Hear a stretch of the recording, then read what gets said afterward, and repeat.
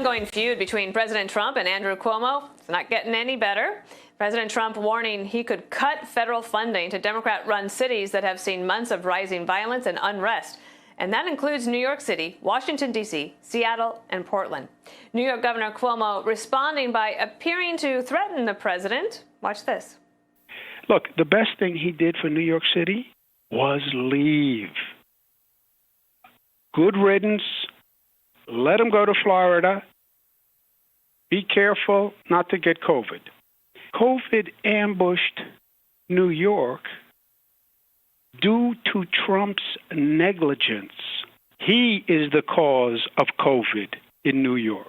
Changed his residence to go to Florida. Why? He can't come back to New York. He can't. He's going to walk down the street in New York. Forget bodyguards. He better have an army if he thinks he's going to walk down the street in New York. No, New Yorkers don't want to have anything to do with him, and he knows it.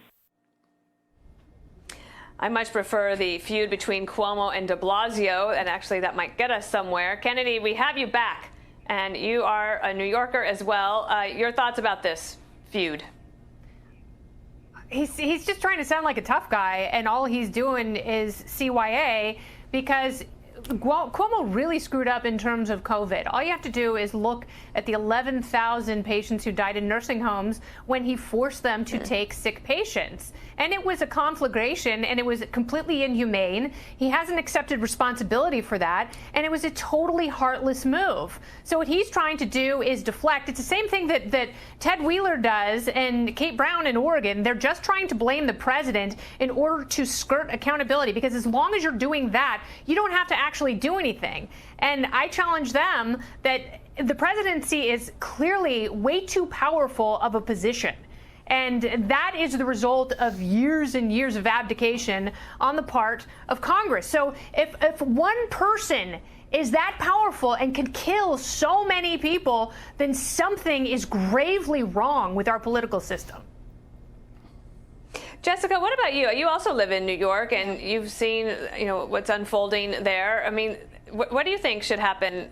And some of these cities, they have been run by Democrats for years. Does the president have a point? I'm not sure he has a point insofar as saying that he's going to start withdrawing funds from these cities. But he certainly does when he says that Andrew Cuomo is responsible for the 11,000 deaths that Kennedy pointed out there. And our own Janice Dean lost both of her in-laws. Her husband's parents both died in nursing homes. And those outcomes could have been avoided in New York and New Jersey. Phil Murphy had the same policy. They just ended up losing less lives there. Gone are the days of Andrew Cuomo, who's thanking the president for the ventilators. Remember that? Or for saving, sending the ship that we were going to have tons of COVID patients on, and no one ever stepped on board. I think that there needs to be a lowering of the temperature. We have to be realistic about what's going on, and there can be productive discussions about, local, state, and federal officials about how we can get kids back to school safely. We're already seeing colleges having to send people home. So that's my top concern. Less ego, more fixing it. Greg, do you think that Cuomo and de Blasio just really want people like Trump and others to leave and go to Florida or elsewhere? Well, they need the people they hate for the tax base. So it's short term, it must feel great. But then again, it's also like rich white liberals who are leaving, too. The kind of the best people a socialist would want. They're fleeing as well. So anybody with money is getting out of town. I will congratulate Cuomo on his honesty about how unsafe the New York streets are.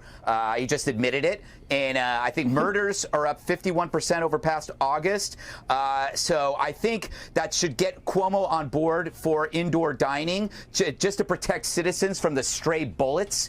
But I think, to your point, if I had, after the downtown looting, said to Bill de Blasio, you better have an army if you come down here because I'm pissed, I would probably be arrested because that would be considered a threat.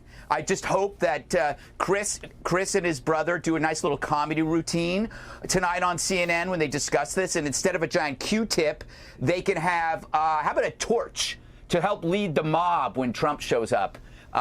Those tough guys. Viva la revolution. Revolution, I guess I should say. Jesse, what do you think about saying that the president would need an army to come and visit New York. He kind of actually does have an army in the Secret Service.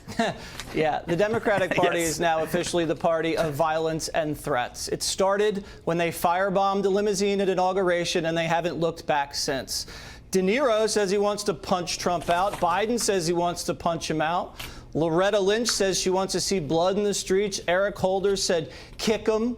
You have Antifa pulling people out of trucks, kicking them in the head, shooting them in the head. A Bernie bro shot Steve Scalise. They're swarming and attacking Trump supporters while they're leaving speeches. They're doxing you. They're surrounding your house.